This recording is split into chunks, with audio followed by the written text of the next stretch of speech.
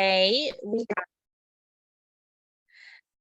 we have speaking for us in our very first presentation, Miss Sarah Kantor from University of Tennessee, Chattanooga, and she will be discussing podcasting. And I am really excited about this one, so I look forward to hearing it. Sarah, thank you so much for agreeing to present for us today. Thank you for having me. Let me get my screen share going. Sorry. Same thing that you mentioned before. I have been doing this for so long and I still don't know how to share my screen half the time. Anyways, thank you for having me. My name is Sarah Kantor. I'm at University of Tennessee, Chattanooga, and I am a studio librarian, which I will explain shortly. But I'm going to talk about moving from information literacy instruction to what I'm calling creative fluency. And podcasts are a great way to do that. I'm going to talk about other projects as well, but podcasts are, I think, often the scariest thing for people to think about in like instruction. So before I jump in, this is what I'm going to talk about. I'm going to start with just a little bit about who I am and what I do, like what is a studio librarian, because it's not a very common thing. Then talk about what creative fluency is, because it's probably not a term that most people are familiar with.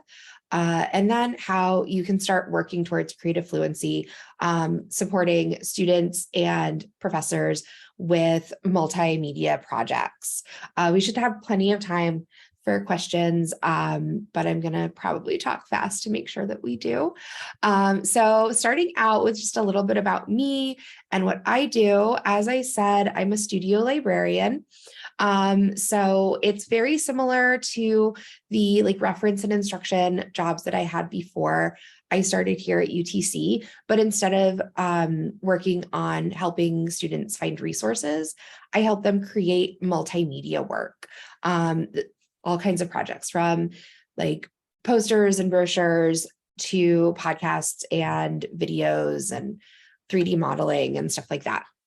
I've been here at UTC since 2019, but I started doing library instruction in various forms in about 2015. So I had about 3.5 years of instruction before I started my role here at the studio at UTC. I came to this role with that instruction experience, but not a lot of media experience. So that has really influenced the way I do my job. I've had to learn a lot of this stuff on the job. Again, I knew how to teach, or I kind of knew how to teach. I think you get better all the time. And I definitely have gotten better since I've had to kind of work harder to learn the software and equipment and stuff that we use. I did have some background in college and community radio, making independent podcasts and making zines. It's a very DIY media, which is, something that I'm still really big into, and it definitely influences the way I do my job, but is not necessarily what folks are looking for. So again, I've had to really push myself. In order to do this creative fluency work, you just really have to push yourself. Okay, so a little bit about the studio here at the UTC Library.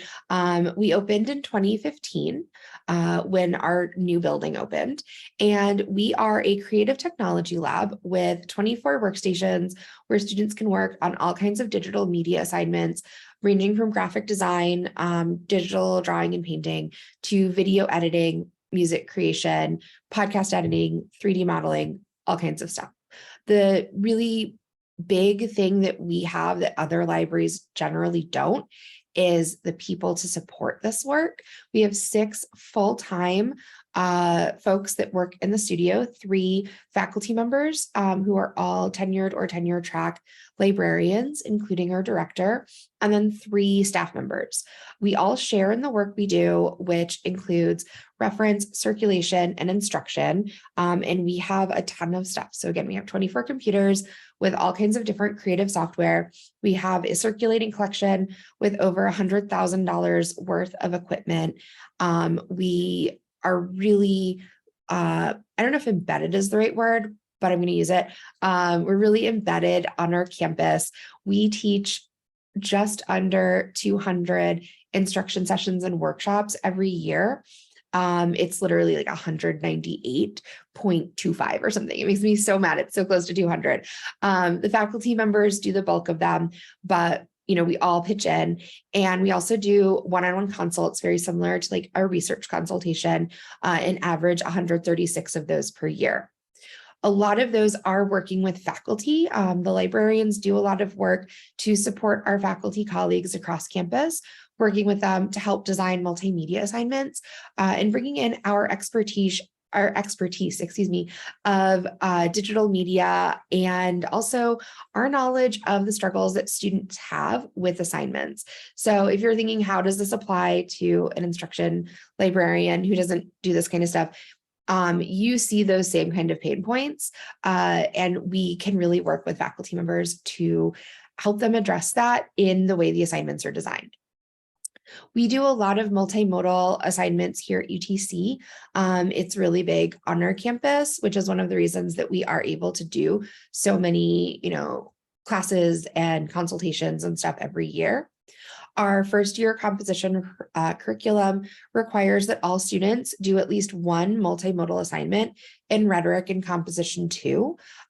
So that means that not only are we busy with those classes and those assignments, but it also spreads across campus. So we teach at all levels of the university, from first year composition to graduate school, in disciplines ranging from education, biology, sociology, management, communication, social work, nursing, occupational therapy, tons of stuff.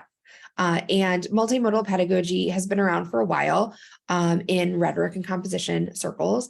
And we have really adopted it here at UTC, partly because it really helps students move from working towards information literacy to information creativity, or what I'm calling creative fluency. I'm going to use these terms kind of interchangeably. So I might use one or the other, but I'm using them to mean the same thing. And so I'm going to explain what that is. I'm going to start with some definitions and then move into like why this is so important. Oh, I see there's chats coming in. Oh, okay, sorry. I will not respond to those chats yet, but thank you. Okay, so just with a couple definitions, I feel like some of these are things that we are probably all aware of already, but I think it's important to kind of know where you're coming from.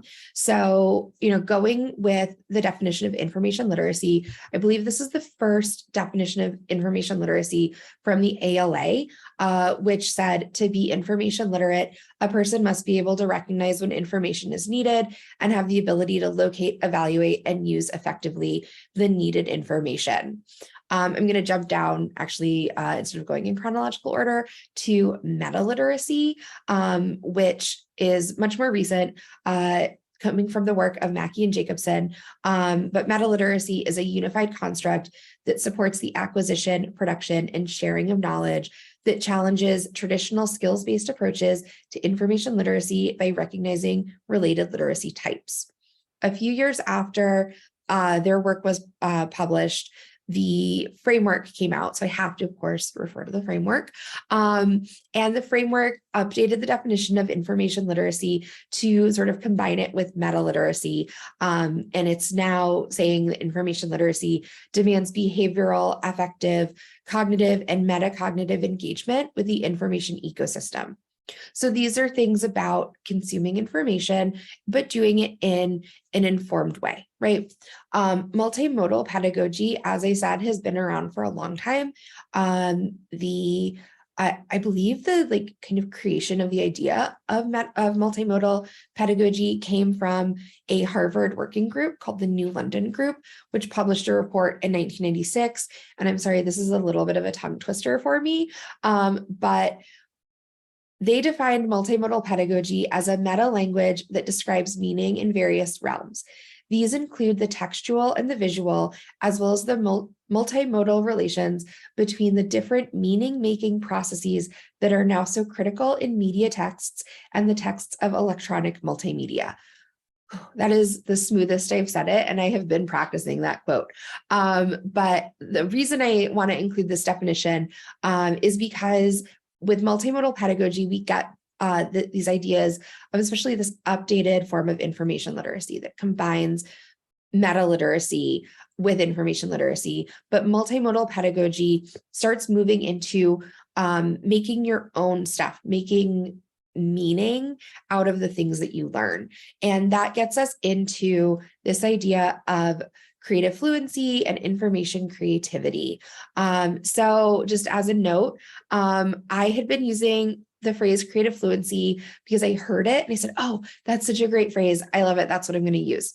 And then after I started using it, I did do some more research, and it is a phrase that is like common in sort of design areas like engineering and related fields. And it, I believe, refers to like sort of more iterative design processes.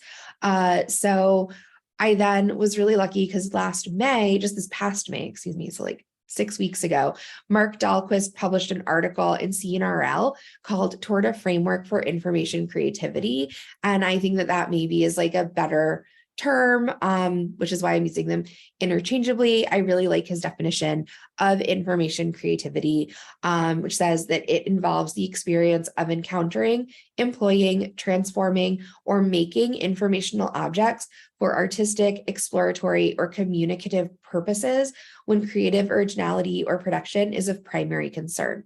So again, we're sort of moving past information literacy into information creation.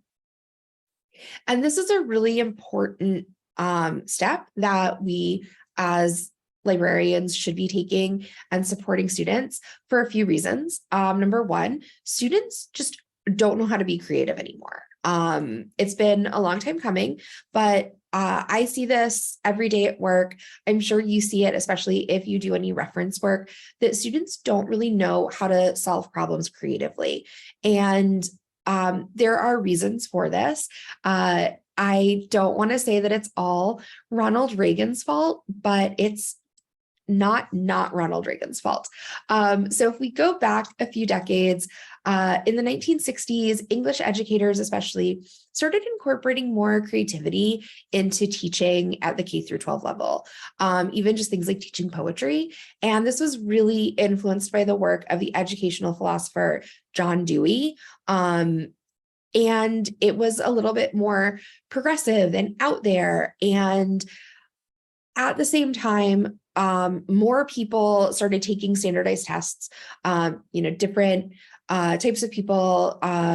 So not just like white middle-class young men, and standardized test scores started dropping. So there was this conservative response to the Deweyan teaching methods that were being used, especially in English classes, claiming that they deprioritized the written language and were causing a literacy crisis because these test scores were dropping. They said that the problem was the creativity. It really wasn't. It was that the tests are biased, but hindsight and stuff like that.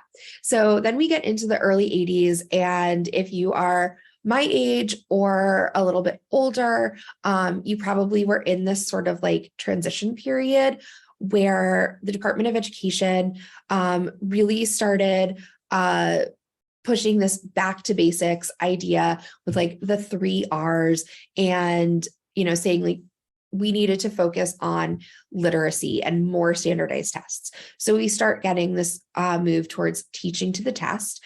And again, I definitely experienced that, but I was in that sort of like transition phase. I have a younger sibling who was like more fully in the teaching to the test era. And like we had such different K through 12 education experiences as a result of this. By 2005, we get No Child Left Behind, which I think really pushes this teaching to the test to its extreme. Students are no longer given the opportunity to be creative or solve problems. Now it's 2023, and I know I and my colleagues in the library and my colleagues on campus talk about how students don't know how to do assignments. They don't know how to interpret the instructions for assignments, and it's because they don't know how to solve problems. I have a bunch of examples of this, but I think a really standard one that most people have experienced is a student comes to a research appointment or, goes on chat or whatever for research help and says, I need 10 peer-reviewed articles and I can't use any websites. And you take them to the library website to open up some databases and they say, no, I can't use websites. I can't use those. And it's because they can't tell the difference. They don't understand the difference between a database and a website. Students are also very uncritical in the way they share information. I don't think it's necessarily like their fault. Traditional college age students have spent, so much of their lives in this information ecosystem full of misinformation and disinformation. And so they get really wary of what may or may not be true. They often put more faith in things that they have seen or experienced, or things that people they know have seen or experienced. One example of this, if you're familiar with the Helen Keller wasn't real meme, that Gen Z, when we're on TikTok, saying that they didn't think Helen Keller actually existed. It may have been a joke. I like to think it was a joke, sort of like eating Tide Pods. But I have had, students tell me other versions of this kind of thing that, again, they just don't trust any news media because they don't know what's true. And at the same time, they share ideas and things that are not based in reality, again, uncritically. So if information literacy and meta literacy are all about consuming content, yes, birds aren't real is another one. Anyways, the stuff that we as librarians have been working on for so many years in instruction is really on being good consumers of content, but creation is the next step. So now we get into working towards creative fluency. So I'm going to start off with some ideas that you can take into your work, especially if you have the opportunity to work closely with faculty. And then I'm going to talk about specific tools if you want to start working on multimedia stuff that you can use. And everything I am mentioning is free. And I do have don't worry about taking a ton of notes when it comes to the things I'm going to be talking about. I have a document that I'm going to share with links to everything.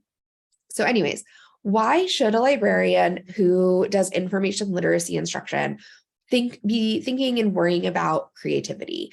I think there's a bunch of reasons for this. First of all, it's fun, it's cool. But also the step beyond literacy is fluency. If you think about it, like reading and writing is one way to share information.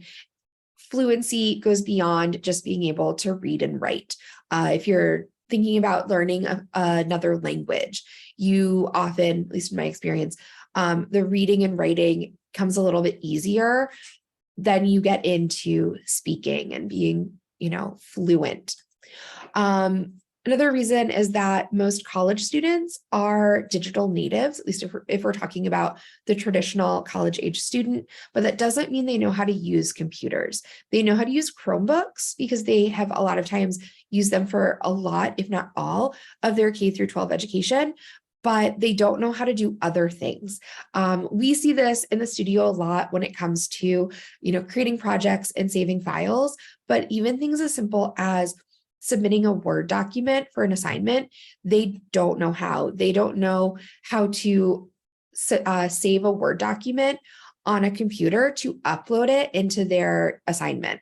They just know how to use the cloud. They expect everything to save automatically. It doesn't work that way.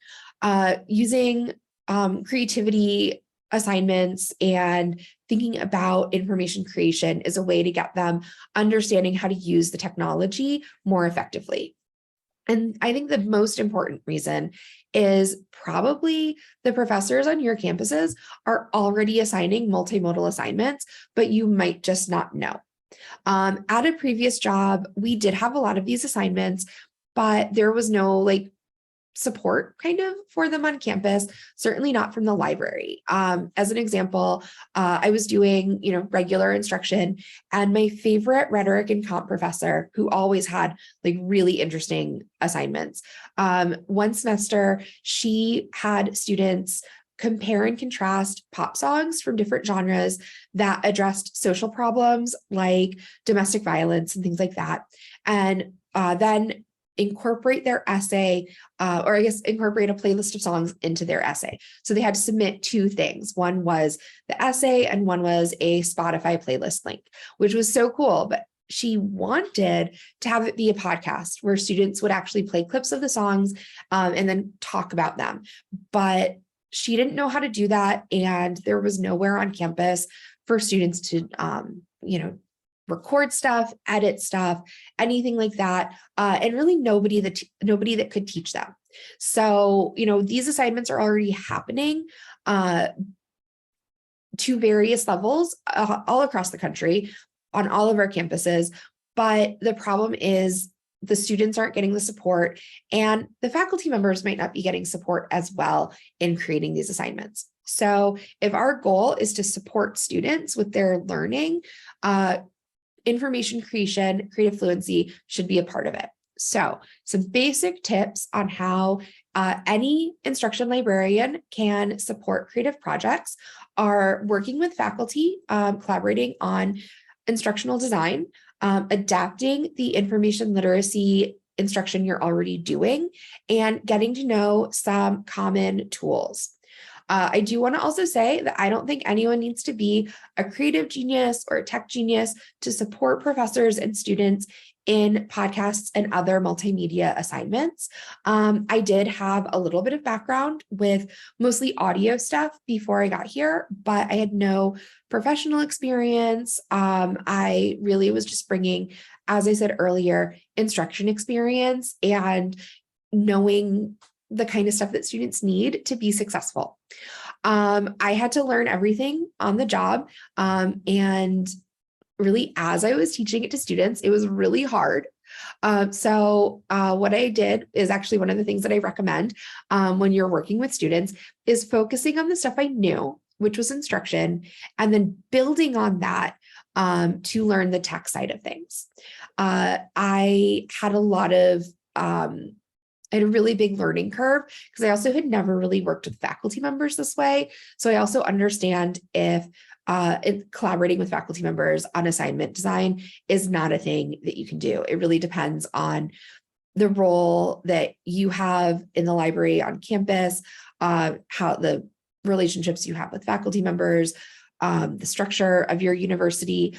But all that being said, I think it's really important to reach out to faculty members to help them with assignments, because we see the stuff that they don't. We see the things that students struggle with. We see what I like to call the pain points. This was something I had never done before. So again, I really had to learn it, but it is something that we do at the UTC library. All of our librarians that do any instruction do typically work closely with faculty members. So this is, including our traditional research and instruction librarians, as well as even our special collections librarians. So it's something that is common here. I know it's not common everywhere, but it is really helpful, and it helps faculty members make better assignments. Again, if we think about that student who comes to the research appointment and says they can't use a database because it's a website, we can help faculty members maybe rephrase instructions and rethink how they explain things so that students understand that library databases might be accessed through a website, but it's not the same as a website. Not every professor is going to be open to that, but I think that it's something that we can certainly try to do. And you can also, by working with faculty members, make sure that the assignments are achievable for students. Faculty members, sometimes when it comes to podcasts and other multimedia assignments, have a real tendency to either hugely overestimate students' interest and abilities or really underestimate their interest and abilities. And we can help them find the like middle ground that's going to work best for most students. Because again, we see the problems, we see the issues that students have and the things that get them most stressed out. When you are talking to faculty about multimodal assignments or giving feedback on an assignment that they've assigned already, again, we want to make sure that these things are achievable so that students can be successful. I've worked with lots of faculty members to create podcast assignments, and the two biggest issues I see are faculty members overestimating the length of the final podcast, and also, as I said, overestimating students' knowledge of and interest in podcasts. When a faculty member is doing a podcast or video assignment for the first time, they usually are thinking like a 40 to 60 minute podcast because that's what they're used to listening to. So I always ask them like, how long do you want to spend listening to these podcasts? And all of a sudden they're like, oh, maybe 10 minutes would be better. And I say, yeah, I think it would be. I like to use a sort of rule of thumb for the length of a multimedia project, where however long a paper would be, because I'm assuming they're replacing a paper with a podcast or a video or whatever.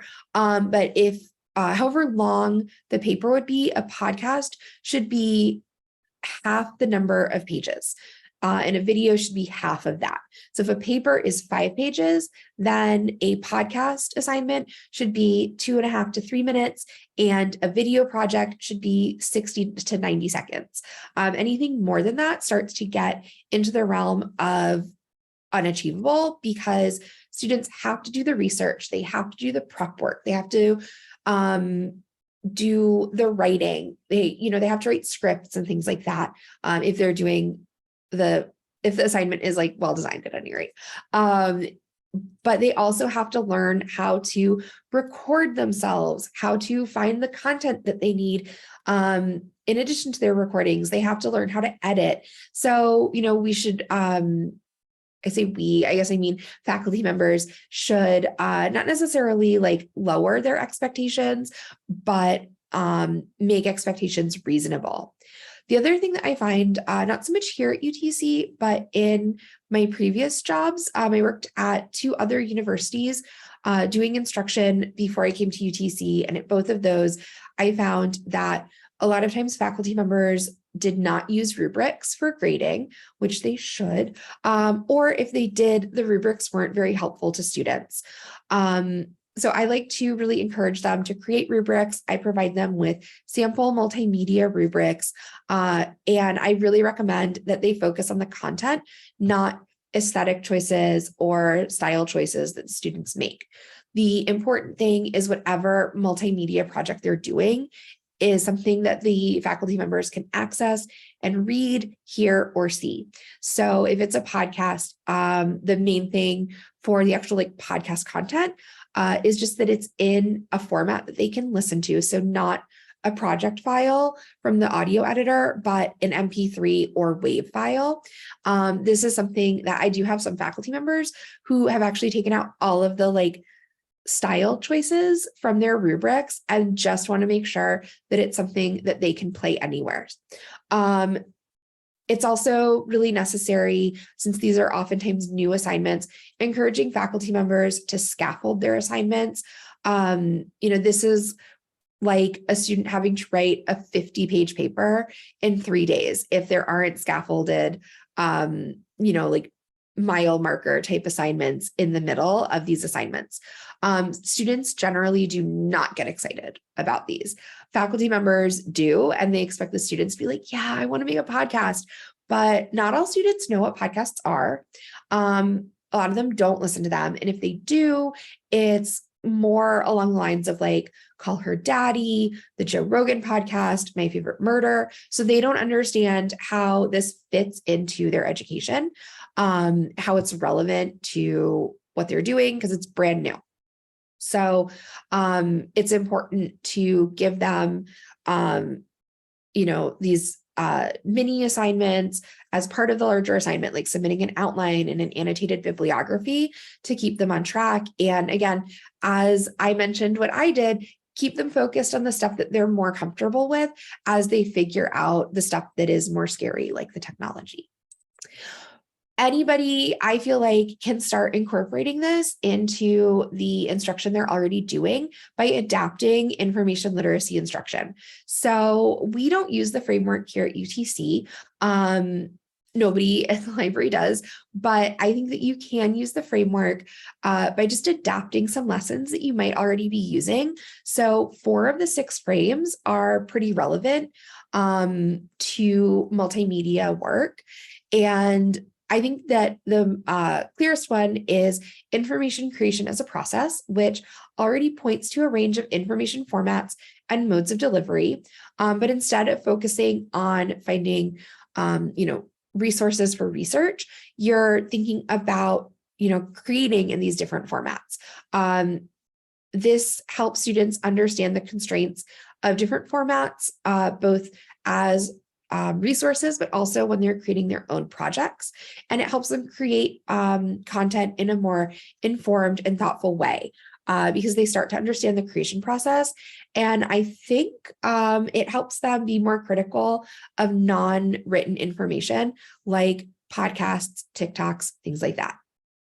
Information has value speaks to access to information and the commodification of information and intellectual property too. So it's a great frame for teaching about copyrighted materials versus alternatives to copyright like Creative Commons and public domain licenses. This is especially important if you have faculty members who want students to put the assignments on YouTube or SoundCloud or something like that, something else online, because if they do include anything that's copyrighted in a YouTube video, even if it's just audio, or I think also on SoundCloud, but I'm not sure if that's as algorithmic, it's going to get taken down. So showing students how to use different search engines to find public domain and Creative Commons licensed images, video, and audio content, and then also how to use Creative Commons licenses for their own content is a great way to teach students about how information has value.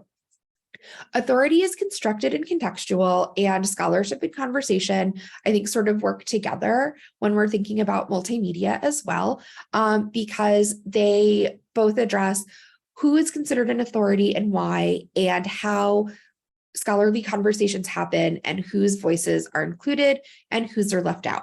So these frames ask students to be critical about the contributors to scholarly conversations and think about the voices that are valued versus those that are underrepresented and why that is. And with multimedia projects, they can actually literally include those voices in a podcast or something like that, video as well. And it's a great way for them to start engaging with people who are not, academics, but are experts in things in their own lives. So when you're teaching these, because I know it sounds like maybe a little bit overwhelming, but I use the same types of activities that I used when I did information literacy instruction, just adapting them a little bit. So some ideas for active learning activities are jigsawing. Instead of looking at different databases, use different search engines. So if someone is doing a graphic design project or a video project and they need images, have them jigsaw and compare different search engines. So you can use Google Images. The Creative Commons has a search function called Openverse that finds lots of different images and I think other content too. And then you can also compare different royalty-free stock photo sites. And I will mention the ones that I like. And again, I have some links for you too. I know one of the things I did a lot as an instruction librarian was brainstorming keywords, like breaking up topics into keywords for searching databases. And you can do this when it comes to media content as well. Instead of thinking about, the way things might be in a database or in an academic article and finding synonyms that are better for searching databases, you can focus on finding synonyms for things that will describe the feeling or the look of an image or a song or other content that students might be using to, create their own content.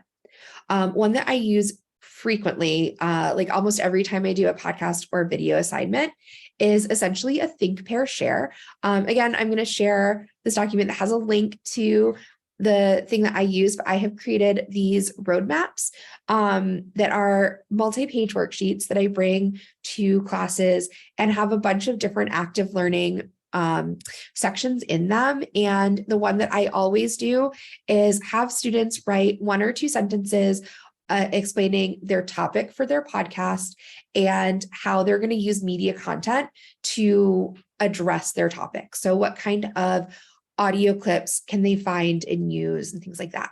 And then have them pair up with somebody with another topic or in another group to give each other feedback and also give each other ideas.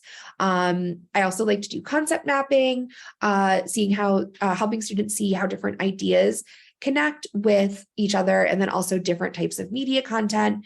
And minute papers and muddiest points are invaluable because you can see where students are really like getting worried, getting stressed, and not understanding things. You would think that it's always going to be the technology, especially when you're focusing on teaching like how to find content and having a good topic sentence and things like that.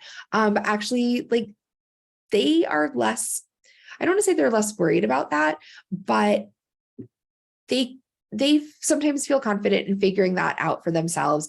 At the studio, we also give them lots of support to do that. So they do get a little bit less worried about that. And they start thinking more about how am I going to find, music that evokes this feeling, or, how could I use a pop song because I'm talking about it, things like that. All right, so some common tools.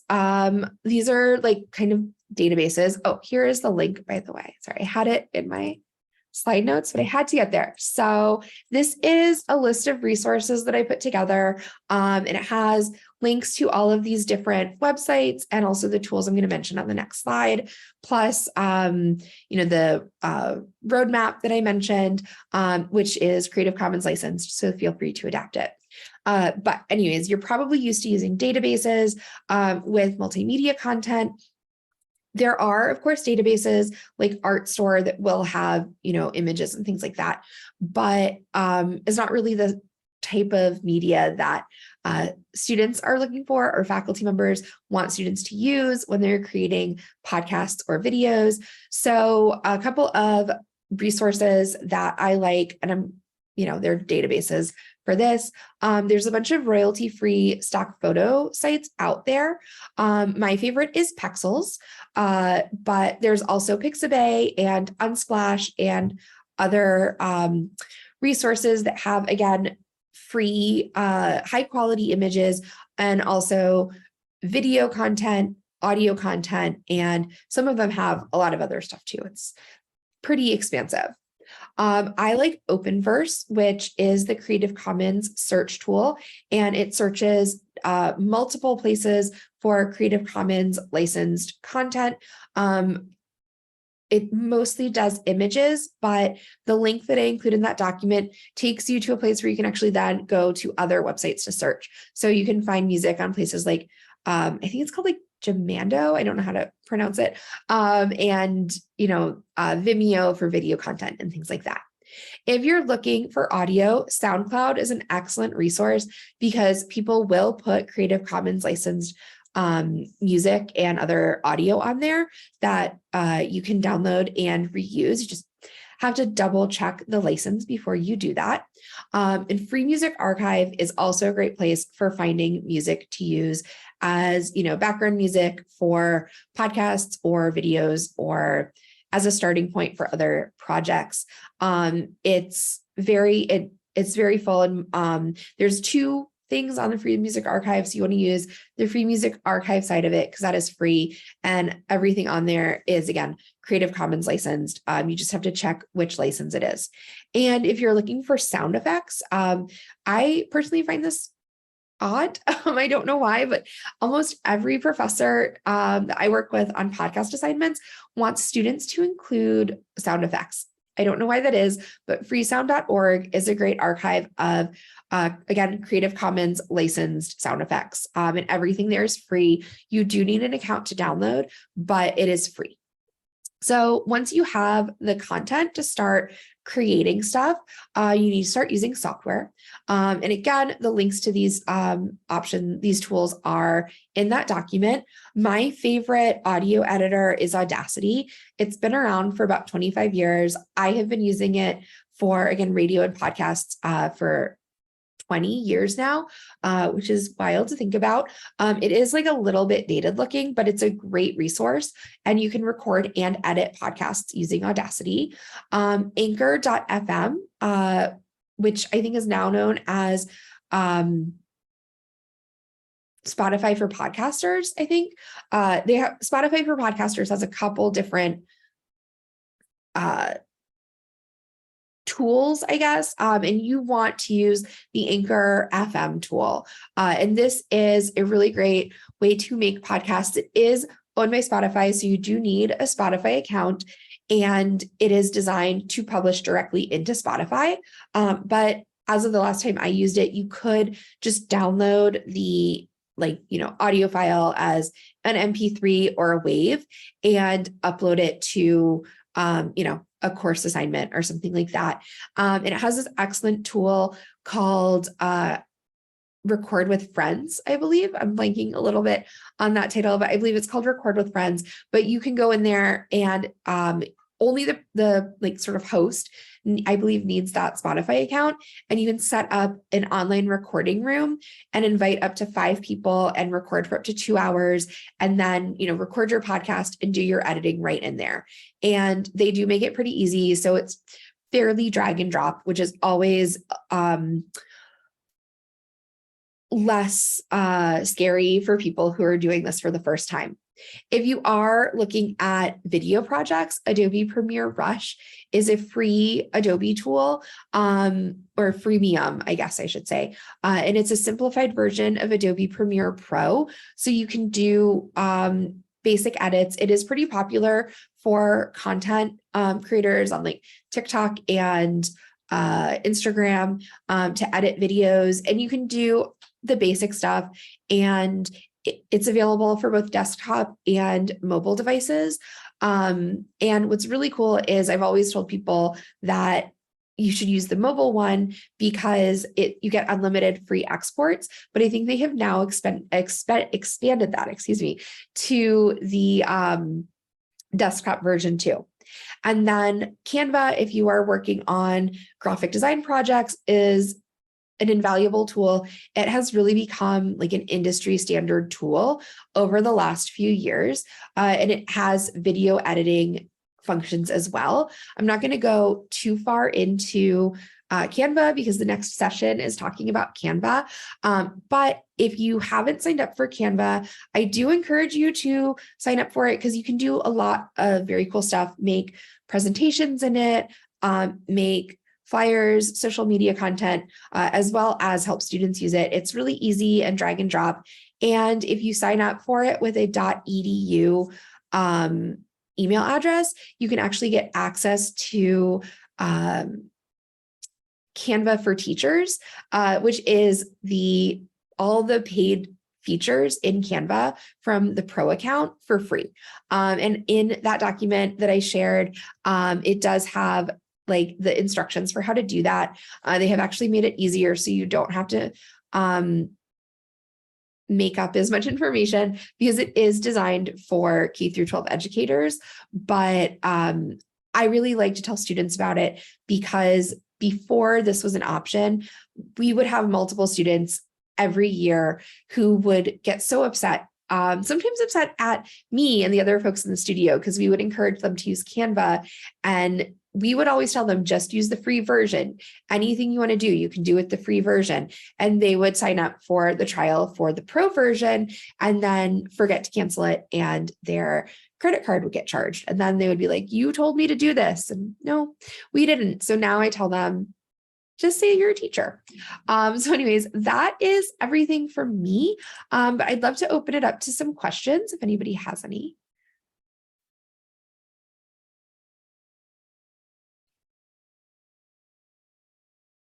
And also, going back a little bit, but thank you for the compliment on my glasses. They're from iBuy Direct.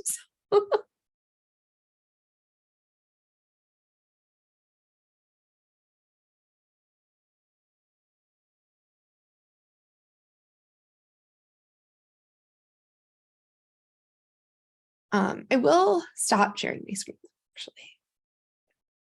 I personally appreciate the hot tip on Canva for Education because I really thought it was only for K-12, but I didn't realize it could also apply for us in academia. I mean, I think it does. I think, so if you have to click the teachers and schools one, but because they have one for higher ed, and that's like, oh, you can have a team of up to 6 people for $150. But I think that that's silly. One thing that's cool, I haven't used it myself, but when you sign up for it as a teacher, you are also creating a Canva classroom. And I am very interested in using this. I really want to use it with students to help them like learn Canva and learn some of the features of it. But like you have to have their individual email addresses. So I haven't been able to do it for like our classes, but yeah, just sign up with a .edu email address. It's really easy and you had so many more features. It's so good. Anyways, thank you so much. If you do have any questions, please feel free to reach out to me. I have my email address in that document if you didn't get it before. So yeah, thanks.